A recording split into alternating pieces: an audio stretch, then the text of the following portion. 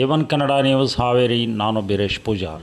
KEB ಖಾಸಗೀಕರಣದ ವಿರುದ್ಧ ಇಂದು ಪ್ರತಿಭಟನೆ ಹಮ್ಮಿಕೊಂಡಿದ್ದ ರೈತ ಮುಖಂಡ ಹನುಮಂತಪ್ಪ ಕಬ್ಬಾರ್ ಅವರು ಅಂಚೆ ಇಲಾಖೆಯಲ್ಲಿ ಪೋಸ್ಟ್ ಕಾರ್ಡ್ ಹಾಕುವ ಮೂಲಕ ಕೆಇಬಿ ಖಾಸಗೀಕರಣವನ್ನು ವಿರೋಧಪಡಿಸಿದ್ದಾರೆ. ಈ ಕುರಿತು ಮಾಧ್ಯಮದೊಂದಿಗೆ ಮಾತನಾಡಿ ಹೇಳಿದ್ದು ಹೀಗೆ. ವಿದ್ಯುತ್ ಖಾಸಗೀಕರಣಕ್ಕೆ ಇವರು ಸರ್ಕಾರ ಕೇಂದ್ರ ಮತ್ತು ರಾಜ್ಯ ಸರ್ಕಾರ ಕೊಡ್ತಾ ಇದೆ. ಅದನ್ನು ವಿರೋಧಿಸಿ ಈಗಾಗಲೇ ಕರ್ನಾಟಕದಾದ್ಯಂತ ಹೋರಾಟಗಳು ಮಾಡಿದ್ದೇವೆ ಮತ್ತು ಮನವಿಗಳನ್ನು ಕೊಟ್ಟಿದ್ದೇವೆ ಮತ್ತು ಪತ್ರಿಕಾ ಚಳವಳಿಯನ್ನು ಇವತ್ತು ಮಾಡ್ತಾ ಇದ್ದೇವೆ.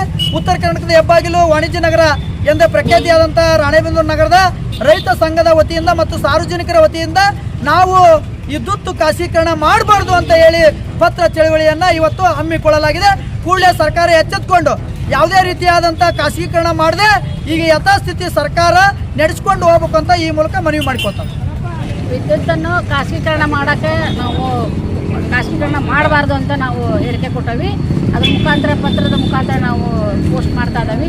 ಯಾವುದೇ ಕಾರಣಕ್ಕೂ ವಿದ್ಯುತ್ತನ್ನು ಖಾಸಗೀಕರಣ ಮಾಡಬೇಡ್ರಿ ಅಂತ ಹೇಳಿ ನಿಮ್ಮಲ್ಲಿ ಮನವಿ ಮಾಡ್ತಾ ಇದ್ದಾರೆ. ನಮ್ಮ ಹೆಸರು ನೀಲಮ್ಮ ಅಂತ ಹೇಳಿ. ವಿದ್ಯುತ್ ಖಾಸಗೀಕರಣ ಕೊಡಬಾರ್ದು, ರೈತರಿಗೆ ಅನ್ಯಾಯ ಆಕತಿ, ಅದಕ್ಕೋಸ್ಕರ ನಾವು ವಿರೋಧ ಮಾಡ್ತಾ ಇದ್ದೇವೆ.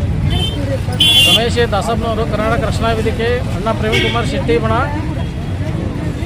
ಖಾಸಗೀಕರಣ ಮಾಡೋದಕ್ಕೆ ನಮ್ಮದು ವಿರೋಧವಾಗಿದೆ. ಏನು ಖಾಸಗೀಕರಣ? ವಿದ್ಯುತ್ ಖಾಸಗೀಕರಣ ಮಾಡಬಾರ್ದು. ವಿದ್ಯುತ್ ಖಾಸಗೀಕರಣ ಮಾಡಿದರೆ ರೈತರಿಗೂ ಮತ್ತು ಎಲ್ಲ ಸಾರ್ವಜನಿಕರಿಗೆ ತುಂಬ ತೊಂದರೆ ಆಗುತ್ತದೆ. ಆದ ಕಾರಣ ದಯವಿಟ್ಟು ಖಾಸಗೀಕರಣವನ್ನು ಮಾಡಬಾರ್ದು ಅಂತೇಳಿ ಹೇಳ್ತಿದ್ದೀವಿ. ನಾವು ಯಾವುದೇ ಕಾರಣಕ್ಕೂ ಖಾಸಗಿ ವಿದ್ಯುತ್ಕರಣವನ್ನು ಮಾಡೋದಕ್ಕೆ ಬಿಡುವುದಿಲ್ಲ. ಸರ್ಕಾರಕ್ಕೆ ಒತ್ತಾಯ ಮಾಡ್ತಾ ಇದ್ದೀವಿ.